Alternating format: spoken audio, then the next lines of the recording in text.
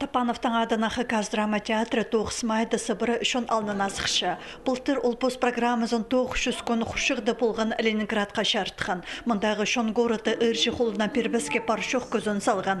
Пос қозымын еткенір бұ кереке 1939 жылды артистке үгірінірге барған пастағы Хакас шетір.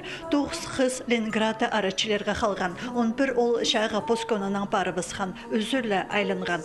Оларды танықты, базы біздің ағаларымызды, бабаларымызды, ерткін тұсты сақса керіп, қайдида шетішіміз бұл үшонға. Базы шет өмелері амды өссетқан, ол шаны білбейінчелер, немі болған қайдық, немі ашық шеткен шонға, бұл жеріміздегі шонға. Елбі кадыша тұзынды ершонның паршызы шері сон ачы үрші қолыдан боздырға бары бысқан. Мылты қолға алғанар өдік сағыл өскәлікте олар. Олар күн айшарына өрініргі, шерінің селейне өкерсініргі, қары соғының тажын амзергіді маңын маныр. Олардың қарықтары саңайға шапып барған.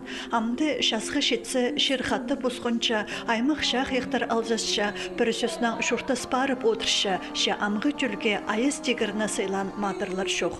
Олар ғашардылша театрына бөлгі программызы.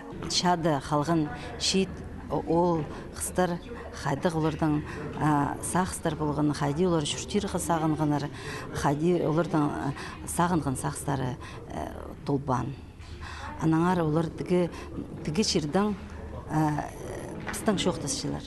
Хакас драма театрының ойынын правительство тұрыза алынды, оны кешасты көрпаларға ішерер.